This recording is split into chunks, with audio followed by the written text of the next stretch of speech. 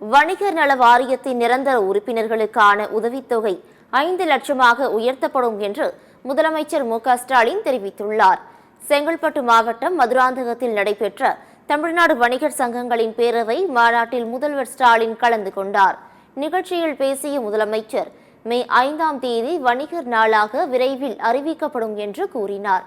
வணிகர் நல வாரியத்தில் பதிவு செய்து நிரந்தர உறுப்பினர்களாக இருப்போருக்கான உதவித்தொகை 3 லட்சத்தில் இருந்து 5 லட்சம் ரூபாயாக உயர்த்தப்படும் என்று தெரிவித்தார்.